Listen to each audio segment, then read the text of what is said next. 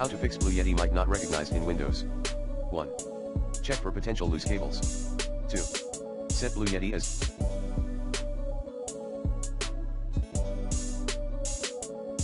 default device. 3.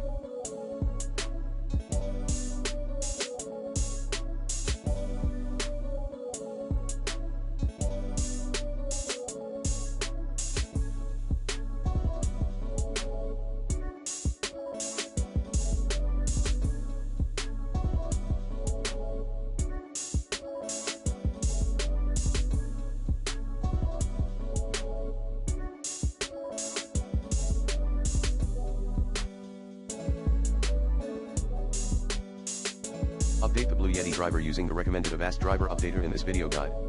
4. Run the audio troubleshooter. 5.